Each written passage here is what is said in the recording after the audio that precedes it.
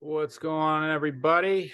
Happy January. Here we are in 2023. Hope everything's off to a great start. And it's been pretty awesome. And we've already gotten, I think, a lot accomplished as far as training and doing some challenges over the last really just 6 weeks or so. But definitely want to recognize some people for that and give some other updates that we have on some things going on right now or coming up this season here. So, first things first is we already talked about the 4x4x48 challenge, but that was kind of the run challenge that we did this winter. We did the 100x100 swim challenge December 30th at Hampshire Hills. Had a great turnout. Let's see, we had Phil Levesque, Tammy Marston, Paul Rolanti, Craig Stoller, Deepa Mata, Eric Randall, all put in some big volume, really get some solid distances in and put in the time on that day.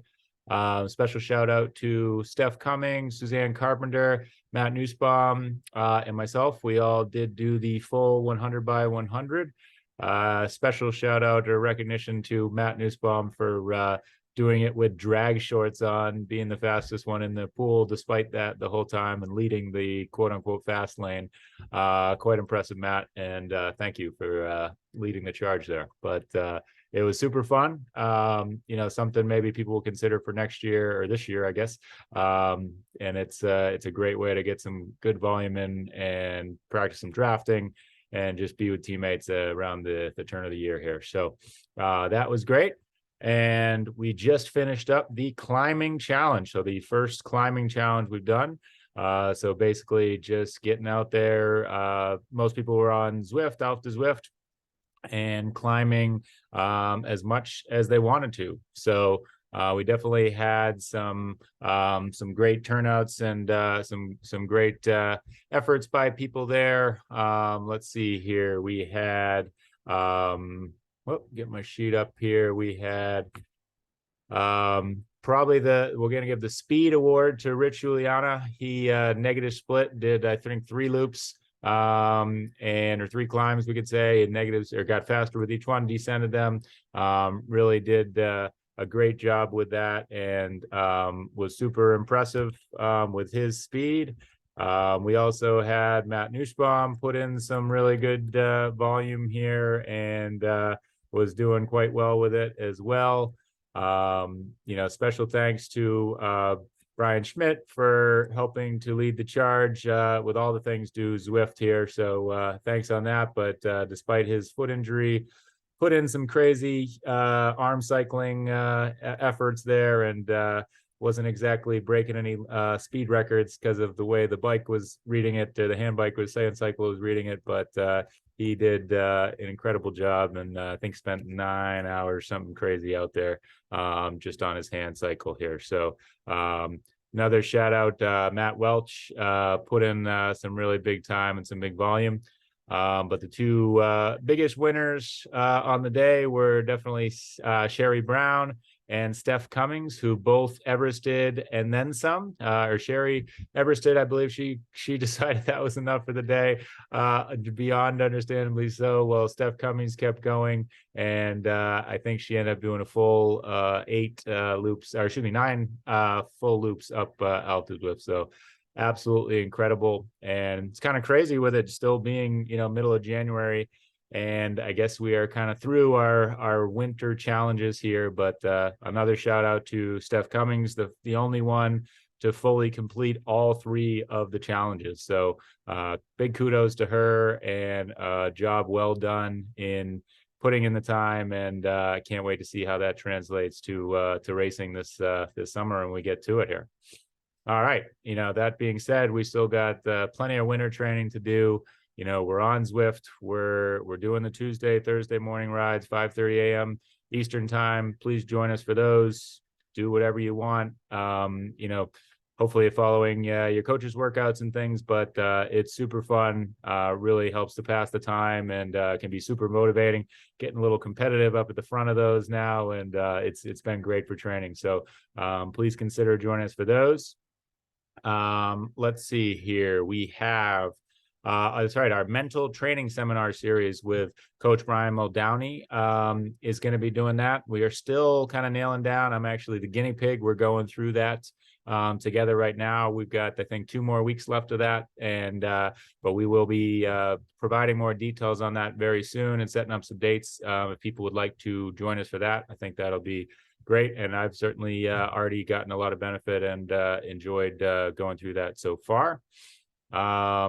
Next thing up will be, well, hopefully will be wind tunnel testing. I did mention this in the last newsletter, but I still have not set a date. I was expecting a few more people be interested in it. I think it's really going to be valuable to people to help optimize their position. So we're going to set a date on that soon. It'll likely be in February at some point. Yeah, so wind tunnel testing, helping you to get your aerodynamics, your CDA down, and ultimately you got to pay for it, I guess, for the time in the tunnel, but it is free speed and really can make a huge difference. So please consider joining us for that.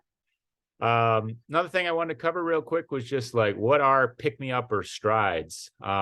So pick me ups kind of could be used the same as strides when we talk about running. So I'll start with running, but strides really are efforts that are not meant to be sprints or all out efforts. We do typically, build our pace as we're doing them. But the goal of those is just to really focus on perfect technique as we do build some speed and, pick up the pace for sure. But again, we're not sprinting, and just really being fully engaged and focused on our technique while we're running there. So don't overthink those. They are just an effort. And even when mixed in, sometimes we do them in race prep. We do them a lot of different times, but they really are there just to kind of get the heart rate up a little bit, but more importantly, to get us engaged and focused and as efficient as possible with our running, especially when we're doing those in the warm-ups and so forth and those things.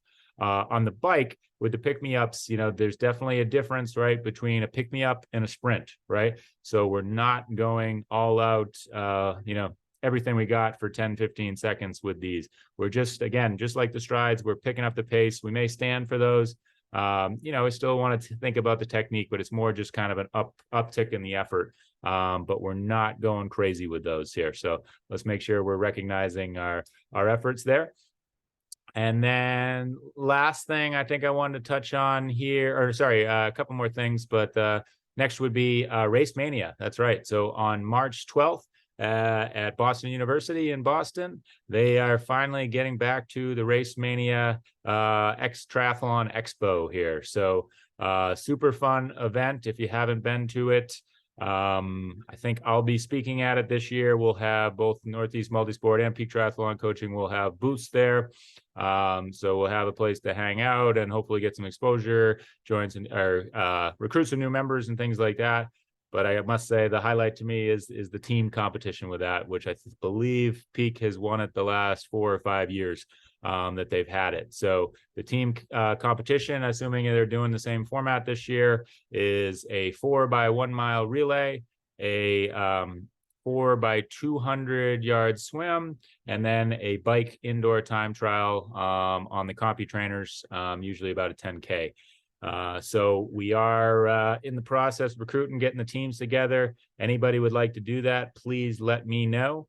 Just send me an email and we will get you. Let me know if there's any of the 3 particular events that you're interested in doing. But yes, we would love everyone to show up at that event. It's a super fun, super motivating, always feels like the real kickoff of the year from a racing perspective as well. And it'll be great this year to finally have it back. So that will be coming up soon here before we know it. Next thing, we have the triathlon training camps here, Peak/Northeast training camps. We are doing the Ironman Lake Placid or Lake Placid, New York camp a bit earlier this year. So it is going to be Thursday, May 18th through Sunday, May 21st. So obviously certainly a great opportunity for people that are racing Lake Placid to get ready for that and see the course. That's one of those courses that you really benefit from seeing it beforehand if you can. But also just a really great opportunity. I think we're going to have quite a few people coming this year, just really looking to build fitness and have fun training together here. So usually I can email people what the schedule is, but we usually do a pretty good amount of volume, especially on the bike. But whatever makes sense for you, and you can talk about that with your coach. There's no pressure to do anything specific. Just come have a great time, be with like-minded people. We have a great spot. I've already got us reserved at the place where we've done the camp the last few years, which is, very short walk over to Mirror Lake where the Ironman swim is, right in the center of town, affiliated with a bike shop. So if we need help, they hook us up there. It's just awesome. And it's just really great to just really, be focused on training and nothing else kind of for a few days, and can definitely give you a big boost in fitness here. So please consider that one. And then we also have the Ironman Mont Tremblant in Quebec or Tremblant, Canada, from July 13th, is Thursday, through Sunday, July 16th. So same thing there. Absolutely gorgeous venue. Love it up there, and it's a great opportunity where they're very welcoming, and we have not nailed down the accommodations for that one, but another awesome opportunity to train and get fit and check out another pretty challenging course that again would be beneficial to check out, or just to go train and have some fun with like-minded people here.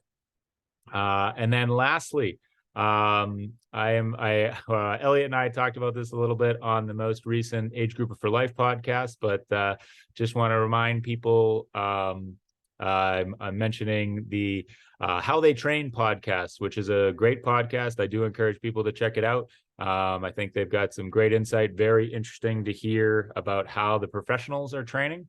But just also a reminder that they are professionals, right? This is what they do. They have the time to fully recover. They're taking naps after every training session, and fully engaged in their training there. So we need to keep in mind that we are not professionals, and we should pride ourselves on that. I certainly do. We have other things going on in life, and so finding that balance is super important. And hopefully, as coaches, we're helping you to do that. But I think there's definitely nuggets and things that can be taken away from that podcast. But let's just remember with the professionals that they are professionals. So if you have any questions about that, love to talk about it. But great content at the same time to listen to while you're training, or just in general here, to get your triathlon fix here. So I believe that is everything I have here for this month. If you have any questions, need anything, please do not hesitate to reach out to myself or your coach here, and we will talk to you soon. Thanks so much.